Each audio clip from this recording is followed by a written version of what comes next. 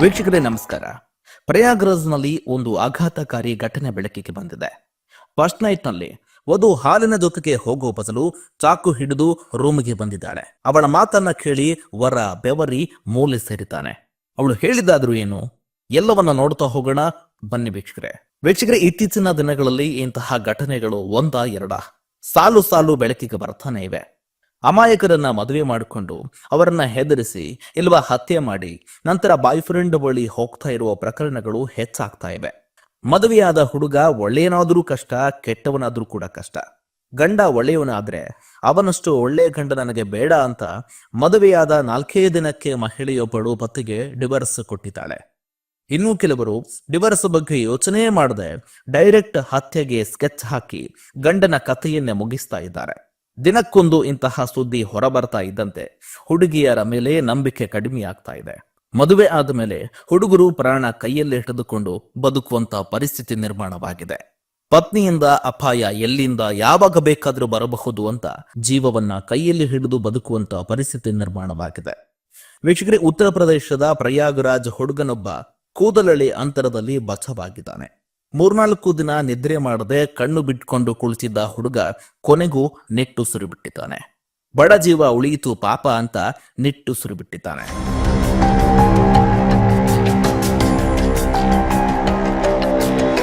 ವೀಕ್ಷಕರೇ, ಈ ಜೋಡಿ ಕಫ್ತಾನ್ ಮತ್ತು ಸಿತಾರಾ ಅರೇಂಜ್ ಮ್ಯಾರೇಜ್ ಮಾಡಿಕೊಂಡಿದ್ರು. ಮದುವೆಗೂ ಮುನ್ನ ಕಫ್ತಾನ್ ಫುಲ್ ಖುಷಿಯಾಗಿದ್ದ. ಮದುವೆ ನಂತರ ಲೈಫ್ ಇನ್ನಷ್ಟು ಕೂಡ ಕಲರ್ಫುಲ್ ಆಗಿರುತ್ತೆ ಅಂತ ಅಂದುಕೊಂಡಿದ್ದ. ಕಫ್ತಾನ್ ಕುಟುಂಬದವರು ಕೂಡ ಸಿತಾರಾಳನ್ನ ಅದ್ಧೂರಿಯಾಗಿ ವೆಲ್ಕಮ್ ಮಾಡಿಕೊಂಡಿದ್ರು. ಆದ್ರೆ ಫಸ್ಟ್ ನೈಟ್ ನಲ್ಲೇ ಕಫ್ತಾನ್ಗೆ ಹುಡುಗಿ ಶಾಕ್ ಮೇಲೆ ಶಾಕ್ ಕೊಟ್ಟಿದ್ಲು. ಯಾಕಪ್ಪ ಮದುವೆ ಆದೆ ಅನ್ನುವ ಪರಿಸ್ಥಿತಿ ನಿರ್ಮಾಣ ಮಾಡಿದ್ಲು. ಅವತ್ತು ಫಸ್ಟ್ ನೈಟ್ ದಿನ ಎಲ್ಲರೂ ಹಾಲು ಹಿಡಿದು ಬಂದ್ರೆ ಸಿತಾರಾ ಚಾಕು ಹಿಡಿದು ಬಂದೇ ಬಿಟ್ಟಿದ್ಲು. ಸಿತಾರಾ ಕನಸು ಕಾಣ್ತಾ ಕುಳಿತಿದ್ದ ಕಫ್ತಾನ್ಗೆ ಸಿತಾರಾ ವರ್ತನೆ ನೋಡಿ ಶಾಕ್ ಆಗಿತ್ತು.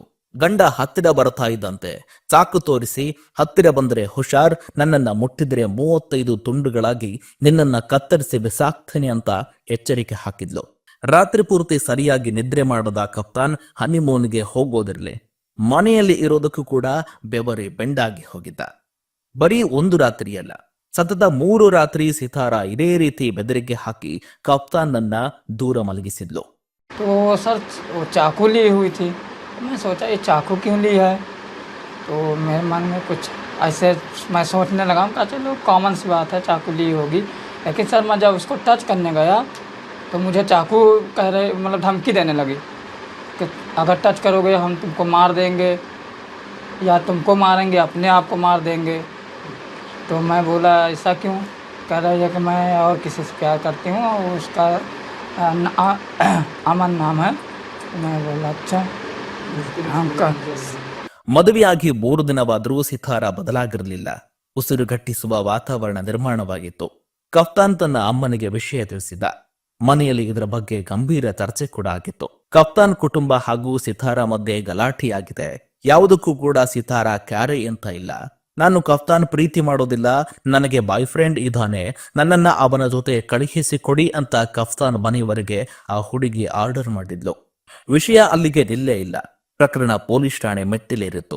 ಪಂಚಾಯಿತಿ ಕೂಡ ನಡೆದಿತ್ತು. ಸಿತಾರಾ ಮನವೊಲಿಸೋದಕ್ಕೆ ಎಲ್ಲಾ ಕಡೆಯಿಂದ ಕೂಡ ಕಫ್ತಾನ್ ಪ್ರಯತ್ನ ಮಾಡ್ತಾ ಇದ್ದ. ಆದರೆ ಪ್ರಯೋಜನವಾಗಲೇ ಇಲ್ಲ. ಮರುದಿನ ಮಾಸ್ಟರ್ ಪ್ಲಾನ್ ಮಾಡಿದ ಸಿತಾರಾ ರಾತ್ರಿ ಪೂರ್ತಿ ಎಲ್ಲರೂ ಮಲಗಿದ ಮೇಲೆ ಗೋಡೆ ಹಾರಿ ಪ್ರೇಮಿ ಜೊತೆ ಓಡಿ ಹೋಗಿದ್ದಾಳೆ. ಹೋಗಿದ್ದೋಯ್ತು, ಪೀಡೆ ತೊಲಗಿತು ಅಂತ ಸಂತೋಷದಲ್ಲಿದ್ದಾನೆ. सर वो रिश्ते में जो है भतीजा लगता था. हाँ, लड़की के वो भतीजा लगता था, वो मौसी लगती थी. हाँ सर, और तो रिश्ते को कलंकित कर रहे थे. हाँ सर, बहुत कलंकित कर दी ये लड़की. तो हम आपके परिवार को भी खराब किया. हाँ सर, दोनों परिवार को, हमारे परिवार को भी कलंकित कर दिया और उस परिवार को भी कलंकित कर दिया. हाँ सर. अच्छा, क्या उसका आपने चैट भी देखा था? चैट पे क्या आपको मारने की धमकी भी दी? सर हाँ, वो जो अमन था वो कह रहा था सर कि मेरे पास 15 दोस्त है, मैं उस लड़के को मरवा दूंगा, तुम टेंशन न लो, मैं उसको मार के जो है मैं तुमको अपने पास रखूँगा. हाँ सर, और एक सर और बात बताना चाहते हैं. जो सर वो बोल रही थी कि हमको आप केदारनाथ घुमाने ले चलिए, तो हम सर फिर उसके बाद मतलब कांड पहले कह रही थी। कान से पहले। हाँ, लेकिन फिर जब वो हमको चाकू दिखाई तो मेरे भी दिमाग में आया, अरे तो सही बात ये लग रहा है जो ये राजा रघुवंशी के साथ हुआ है, ये सब सोनम लोग और जो ड्रम में भर दी थी वो सब, तो ये मेरे साथ भी ऐसा कर देते। तब उस दिन मेरे दिमाग में आने लगा। सर मैं बहुत डर गया था उतने समय, 2-3 दिन सर समझ लीजिए साथ में थे कि हमको नींद नहीं आती थी। सर मैं बहुत डर गया था। और उसके बाद सर एक दिन ऐसे मैं सो गया था, मैं जो है सो गया तो सर पता नहीं वो कब रात में लगभग 1 बजे वो हमारे छत पर से कूद के चलिए। भाग गए। तो आप लोगों ने इसकी कंप्लेंट थाने वगैरह में की है? हाँ सर, थाने में कंप्लेन किए हैं सब कुछ। अब आप शादी के नाम से आपको सर शादी के नाम से समझ लीजिए मैं सिर्फ शादी जो कोई के मुँह से सुनता हूँ मैं, सर मुझे इतना डर लग रहा है। क्यों डर लग रहा है? सर यही इतना कांड हो रहा है कि कहीं लड़की मर्डर कर दे रही हैं। हाँ और सर, आपके साथ भी हो हाँ सर वो वही मेरे साथ हो गया। तो मैं सर मुझे बहुत डर लग रहा है शादी के नाम से। अब शादी करने के सर अब मेरा तो मन नहीं है बिल्कुल भी, अब शादी करने में मैं सोच भी नहीं रहा हूँ।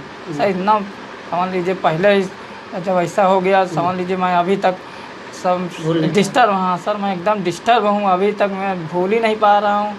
सर इतना ज़्यादा डिस्टर्ब हो गया हूँ तो दूसरे की शादी मैं सोच ही नहीं सकता अब।